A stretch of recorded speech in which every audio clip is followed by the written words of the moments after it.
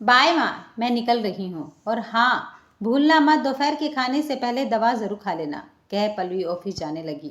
तभी ललिता ने उसे रोककर कहा, यह पकड़ो टिफ़िन, रोज़ भूल जाती हो, और हाँ, पहुँचते ही फ़ोन ज़रूर कर देना।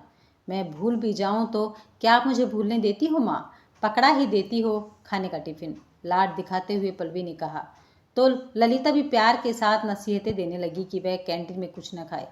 हाँ हाँ, नहीं खाऊंगी मेरी माँ, वैसे याद है ना, शाम को 5 बजे आप तैयार रहना, मैं जल्दी आने की कोशिश करूंगी।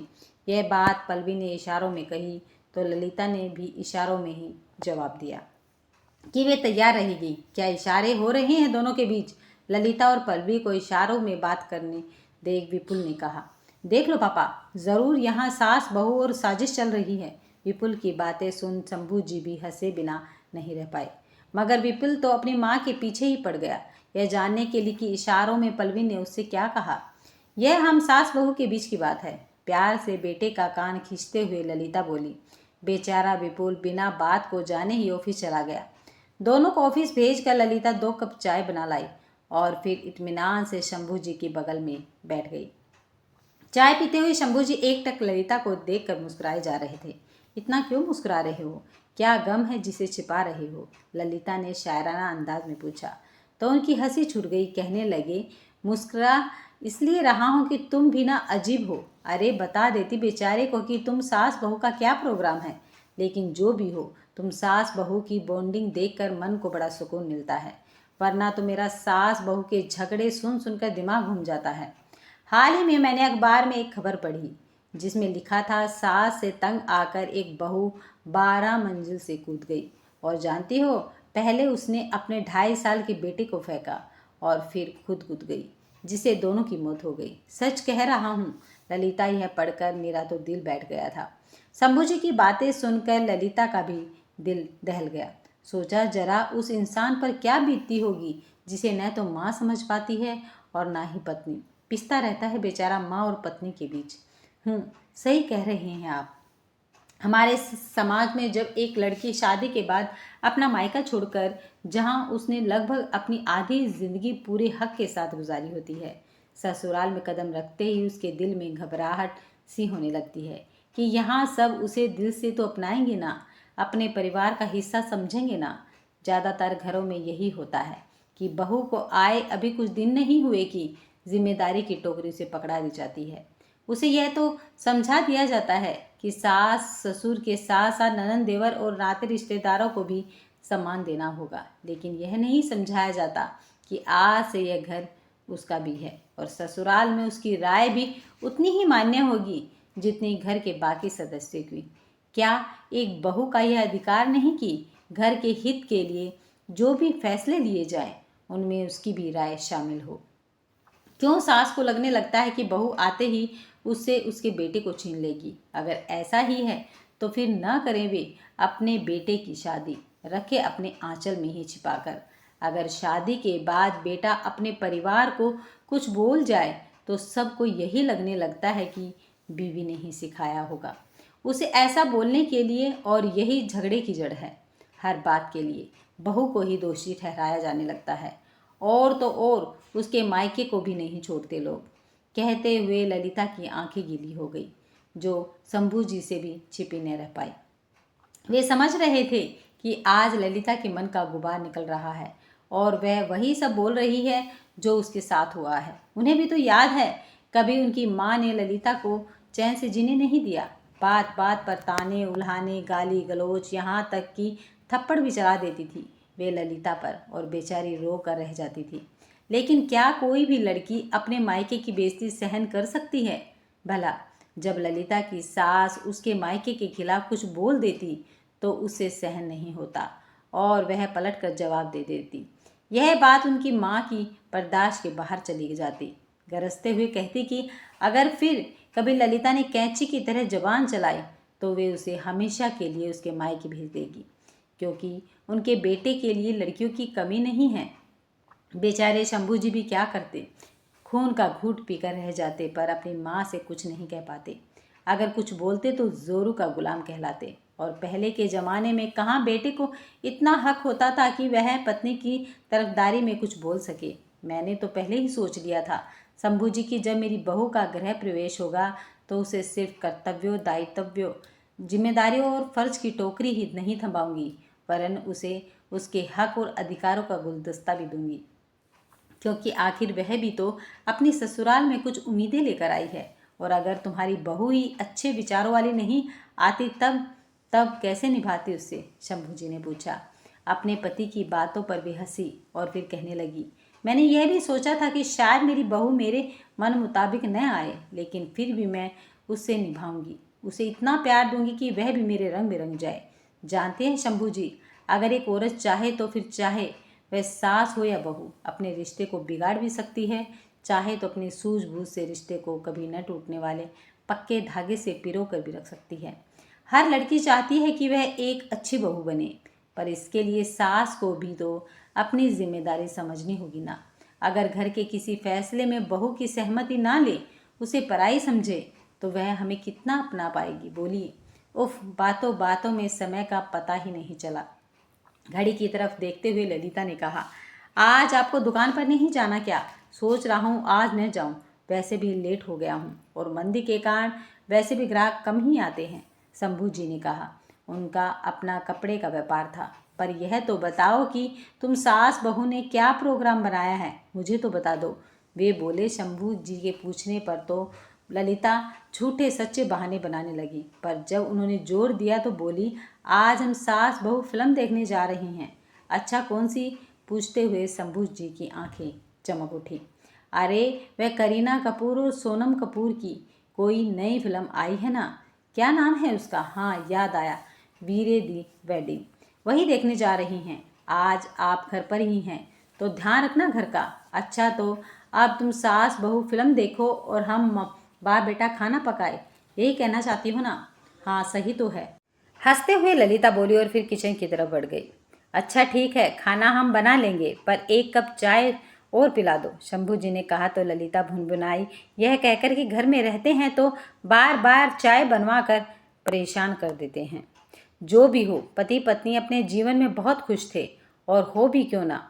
जब पल्लवी जैसी बहू हो, शादी के 4 साल हो गए, पर कभी उसने ललिता को यह एहसास नहीं दिलवाया कि वह उनकी बहू है।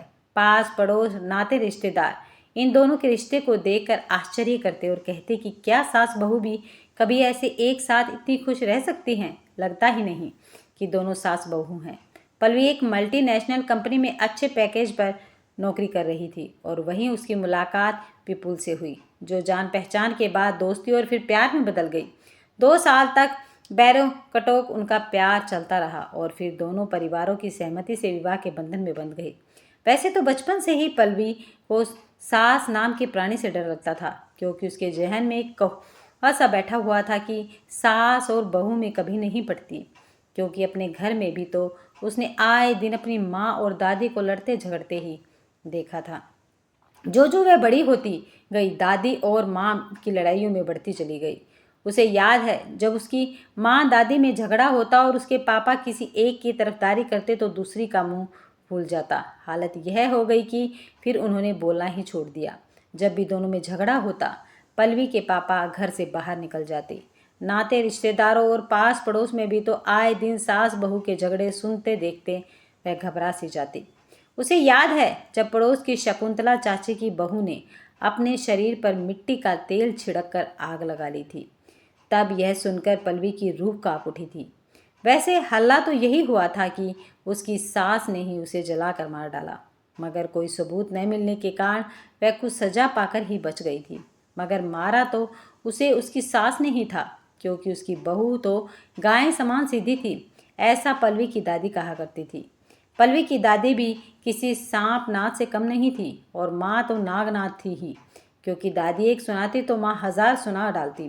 खैर, एक दिन पल्लवी की दादी इस दुनिया को छोड़कर चली गई, लेकिन आश्चर्य तो उसे तब हुआ जब दादी की 13वीं पर मोहल्ले की औरतों के सामने घड़ियाली आंसू बहाते हुए पल्लवी की माँ शांति कहने लगी कि उनकी सास सास नहीं, माँ थी उनकी, जाने अब वे उनके बगैर कैसे जी पाएगी।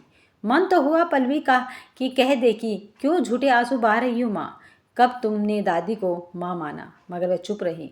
मन ही मन सोचने लगी कि बस नाम ही शांति है उसकी माँ का, काम तो सारे अशांति वाले ही करती है। सास बहू के झगड़े सुन देख कर पल्लवी का तो शादी पर से विश्वास उठ गया था। जब भी उसकी शादी की बात चलती वह सिहर जाती, सोचती जाने कैसी ससुराल मिलेगी। कहीं उसकी सास भी शकुंतला चाची जैसी निकली तो, या कहीं उसमें भी उसकी माँ का गुण आ गया तो। ऐसे कई सवाल उसके मन को डराते रहते। अपने मन का डर उसने विपुल को भी बताया, जिसे सुन उसकी हंसी रुक नहीं रही थी। किसी तरह अपनी हंसी रोक वह कहने लगा, हाँ, मेरी माँ सच में ललिता पवार है। सोच लो, अब भी समय है, कहीं ऐसा ना हो तुम्हें बाद में पछताना पड़े। पागल, मेरी माँ पुराने जमाने की सास नहीं है। तुम्हें उनसे मिलने के बाद खुद ही पता चल जाएगा। विपुल की बातों ने उसका डर जरा कम तो कर दिया, पर पूरी तरह से खत्म नहीं हो पाया। अब भी सास को लेकर दिल के किसी कोने में डर तो था ही। विदाई के वक्त बड़े प्यार से शांति ने भी अपनी बेटी के कान फूंकते हुए समझाया था, देख बिटिया, सास को कभी माँ समझने की भूल मत करना, क्योंकि सास चुड़ैल का दूसरा रूप होती है। देखा नहीं अपनी दादी को, माँ जी कहकर उसे सिर पर बैठा लेना। पैरों में तेल मालिश वालिश की आदत तो डालना ही मत, तो मरते दम तक तुम सेवा ही करती रहोगी। सबसे बड़ी बात, पति को अपनी मुट्ठी में रखना, और उसके कमाए पैसों को भी। अपनी कमाई तो उसे छूने भी मत देना। एक बार मुंह को खून लग जाए तो आदत पड़ जाती है। समझ रही हो ना मेरे कहने का मतलब। अपनी माँ की कुछ बातों को उसने आत्मसात कर दिया तो कुछ को नहीं। ससुराल में जब पल्लवी ने पहला कदम रखा तो सबसे पहले उसका सामना ललिता यानी अपनी सास से हुआ। उनका भरा हुआ रोबिला चेहरा, लंबा चर्बी से लदा शरीर देखकर ही वह डर गई। लगा जैसा नाम वैसा ही रूप, और जिस तरह से वे आत्मविश्वास से भरी आवाज़ में बातें करती, पल्लवी कांप जाती। वह समझ गई कि उसका हाल वही होने वाला है जो और बेचारी बहू का होता आया है। मगर हफ्ता 10 दिन में ही जान लिया पल्लवी ने कि यथा नाम और गुण वाली कहावत ललिता पर कहीं से भी लागू नहीं होती है। तेज तर्रार कैंची की तरह जुबान और सांसों वाला रूप जरा भी नहीं था उनके पास। एक रोज जब वह अपनी माँ को याद कर रोने लगी तो उसकी सास ने उसे सीने से लगा लिया और कहा कि वह उसे सास नहीं माँ समझे, और जब मन हो जाकर अपनी माँ से मिलाए। किसी बात की रोक टोक नहीं है यहाँ उस पर, क्योंकि यह उसका भी घर है। जैसे उनके लिए उनकी बेटी है वैसे ही बहू भी। और सिर्फ कहा ही नहीं, ललिता ने करके भी दिखाया, क्योंकि पल्लवी को नए माहौल में ढलने और वहाँ के लोगों की पसंद नापसंद को समझने के लिए उसे पर्याप्त समय दिया। अगर पल्लवी से कोई गलती हो जाती तो एक माँ की तरह बड़े प्यार से उसे सिखाने का प्रयास करती।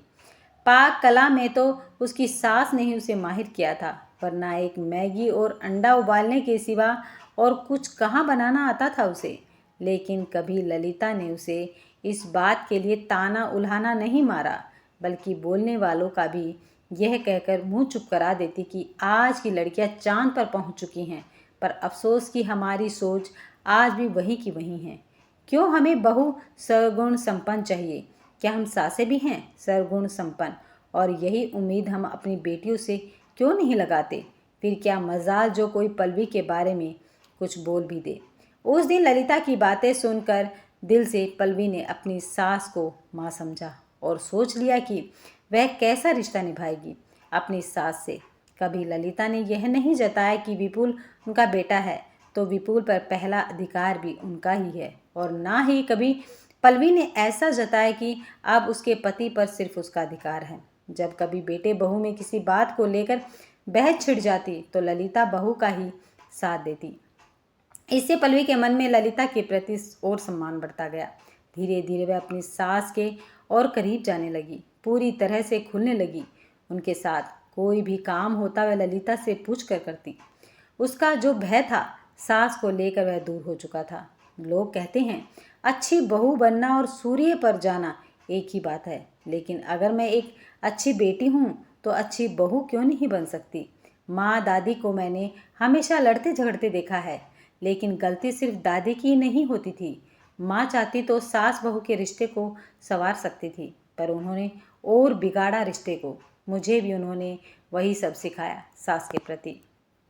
पर मैं उनकी एक भी बात नहीं मानी, क्योंकि मैं जानती थी कि सामने वाले मुझे वही देंगे जो मैं उन्हें दूंगी, और ताली कभी एक हाथ से नहीं बजती। शादी के बाद एक लड़की का रिश्ता सिर्फ अपने पति से नहीं जुड़ता, बल्कि ससुराल के बाकी सदस्यों से भी रिश्ता बन जाता है। ये बात क्यों नहीं समझती लड़कियां? अगर अपने घर का माहौल हमेशा अच्छा और खुशी भरा रखना है तो मुझे अपनी माँ की बातें भूलनी होगी, और सिर्फ पति पत्नी में ही 7 वचन क्यों, सास बहू भी क्यों ना कुछ वचनों में बन जाएं, ताकि जीवन सुख में बीत सके। अपने आप से ही कहती पल्लवी। उसी दिन ठान लिया पल्लवी ने कि वे सास बहू भी कुछ वचनों में बंधेंगी और अपने रिश्तों को एक नया नाम देंगी, अनोखा रिश्ता। अब पल्लवी अपनी सास की हर पसंद और नापसंद को जानने समझने लगी थी। चाहे शॉपिंग पर जाना हो, फिल्म देखने जाना हो, या घर में बैठकर सास बहू सीरियल देखना हो, दोनों साथ देखती। अब तो पल्लवी ने ललिता को व्हाट्सएप, फेसबुक, लैपटॉप, यहाँ तक कि कार चलाना भी सिखा दिया था। सबके ऑफिस चले जाने के बाद ललिता घर में बोर न हो, इसलिए उसने ज़बरदस्ती उन्हें किट्टी भी ज्वाइन करवा दी थी। शुरू में ललिता को अजीब लगा, पर फिर मज़ा आने लगा। अब वे भी अपनी बहू के साथ जाकर और औरतों की तरह स्टाइल्स कपड़े खरीदती। वजन भी बहुत कम कर लिया था। आखिर दोनों सास बहू रोज़ वॉक पर जो जाती थी। अपने हल्के शरीर को देख बहुत खुश होती ललिता, और उसका सारा श्रेय देती अपनी बहू को, जिसके कारण उनमें इतना बदलाव आया था। वरना तो 5 गज की साड़ी में ही लिपटी उनकी जिंदगी गुजर जाती। एक दिन चुटकी लेते हुए शंभू जी ने कहा भी, कहीं तुम ललिता पवार से 0 फिगर साइज वाली करीना न बन जाओ, फिर मेरा क्या होगा? मेरी जान, हाँ बनूंगी ही। आपको क्यों जलन हो रही है? ललिता बोली। अरे मैं क्यों जलने लगा भाई, अच्छा है बन जाओ करीना की तरह, मेरे लिए तो अच्छा ही है ना, वरना तो ट्रक के साथ आधी से ज़्यादा उम्र बीत ही गई मेरी, कहकर शंभू जी हंस पड़े। पर ललिता बड़बड़ा उठी। दोनों की इस तरह की नोक झोंक देख पल्लवी और विपुल हंस पड़ते। एक दिन जब पल्लवी ने अपने लिए जीन्स और टी शर्ट खरीदी तो ललिता के लिए भी खरीद कर लाई। वैसे विपुल ने मना कर दिया था कि मत खरीदो, माँ नहीं पहनेगी, पर वह लेकर आ गई। अरे यह क्या लेकर आएगी बहू? नहीं नहीं, मैं ये सब नहीं पहनूंगी, लोग क्या कहेंगे, मेरी उम्र तो देखो। जीन्स व टी शर्ट एक तरफ रखते हुए ललिता ने कहा, उम्र क्यों नहीं है, अभी आपकी उम्र ही क्या हुई है माँ, लगता है आप 50 की हैं। लोगों की परवाह छोड़िए, बस वही पहनिए जो आपको अच्छा लगता है। मुझे पता है आपका जीन्स पहनने का मन है, आप यह ज़रूर पहनेंगी। हुक्म सुनाकर पल्लवी फ्रेश होने चली गई। ललिता उसे जाते देखते हुए सोचने लगी कि यह कैसा अनोखा रिश्ता है उनका। अगर आपको वीडियो पसंद आई है तो वीडियो को लाइक, शेयर और चैनल को सब्सक्राइब करना मत भूलिएगा।